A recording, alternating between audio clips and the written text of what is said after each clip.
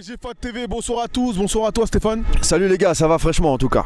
Fraîchement, hein. Ouais, très fraîchement. Ouais. Composition fraîche également, mais intéressante. J'ai l'impression qu'elle ressemblera peut-être à celle qu'on attend toutes, hein. Pour le 11 bien sûr, le match est dans nos têtes, mais pour la performance de cet après-midi, est-ce qu'elle t'a plu?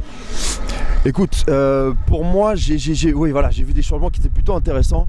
On s'est dit effectivement que ça allait être l'équipe, alors c'est pas forcément l'équipe type, mais une équipe qui pourrait ressembler à celle contre Dortmund. Je pense qu'ils préparent le terrain avec Herrera à droite, forcément, et Cavani titulaire. On peut se poser la question de savoir si c'est ça qui va rentrer. De toute façon, Kerrer, oui, puisque on sait très bien que Meunier est suspendu. Même si lui ne le savait pas, je crois que maintenant il le sait. On peut lui répéter encore, tu es suspendu frérot, t'as pris 2 jaunes, voilà, t'es suspendu. Et ouais, écoute, pourquoi pas, intéressant, j'ai trouvé intéressant aussi le positionnement de Kouassi en charnière. Kouassi très très bon, j'ai trouvé sur ce match. Ouais, c'est une compo qui m'a plu. Premier abord, mis à part Kerrer, mais premier abord ça m'a plu.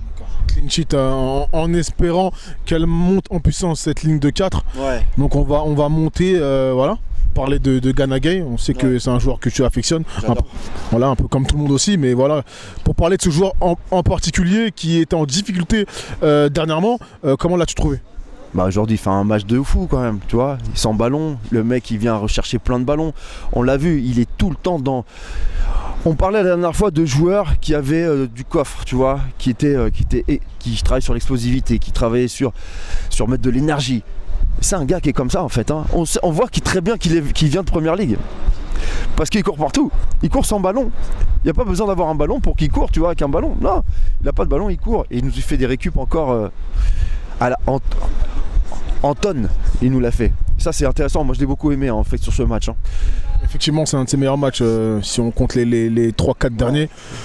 On va parler maintenant des 4 offensifs. Est-ce qu'il y aura 4 offensifs le 11 ou pas? Ça on ne le sait pas. En tout cas ce soir voilà, tu as parlé de Cavani, on peut parler de Mbappé et notamment Icardi qui est rentré après. Comment as-tu trouvé l'aspect offensif ce soir?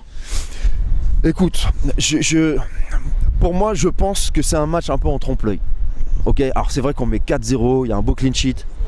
Mais pour moi c'est un match un peu en trompe-l'œil. C'est vrai que Dijon, quand tu vois le niveau de Dijon, encore une fois, sans faire les prétentieux, parce que souvent on dit oui les Parisiens vous êtes des prétentieux, sans faire les prétentieux, en étant cohérent, c'est clair que pour moi Dijon, ça bouge pas, il n'y a pas de ballon, il n'y a pas de contrôle, c'est compliqué, c'est compliqué, donc je me dis que heureusement, et on a galéré à mettre 2 buts déjà d'écart, on a mis un but très rapidement, et après on galère. La première mi-temps, c'est vrai que c'est compliqué.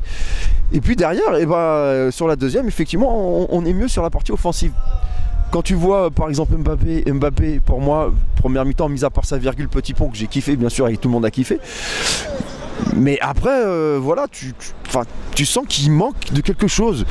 Il est sur son côté gauche, pour moi il a du mal avec son pied gauche, faire des centres pied gauche, tu vois. C'était compliqué et effectivement, heureusement, deuxième mi-temps, il y a un peu le réveil. Alors est-ce que c'est parce que Dijon commence à être un peu à la rue physiquement et que du coup, nous on est mieux et on a les joueurs aussi pour accélérer peut-être un peu plus. Écoute, moi je le vois comme ça, la phase pour moi c'est un match en trompe-l'œil en tout cas. Même offensivement, pour moi c'est un match en trompe-l'œil.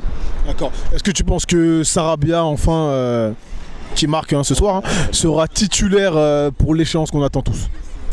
Écoute, j'aimerais bien le voir titulaire malgré tout, parce que la dernière fois on le voit pas titulaire. Et j'aimerais bien qu'il soit titulaire contre Dortmund en tout cas. Ça me plairait bien. Encore une fois, il est décisif. Il marque son petit but, si je me trompe pas.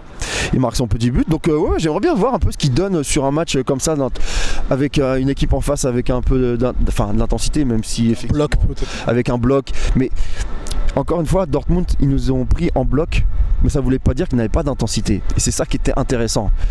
Ils sont sur un bloc et ils mettent de l'intensité quand il faut mettre l'intensité en ressortant le ballon. Et ça, c'est hyper intéressant pour nous. Alors certes, on a vu qu'on a pris 2-1, mais j'espère que, par exemple, on va retrouver un peu ce schéma avec Lyon, quand on va prendre Lyon là, mercredi. Et j'espère qu'on va avoir un peu ce schéma là en bloc et qu'ils vont essayer de sortir rapidement, que ça nous permettra de préparer aussi un peu ce match là. Je pense, et j'espère en tout cas. Merci à toi. Merci les gars, et puis bon, on va se réchauffer un peu là. Ciao.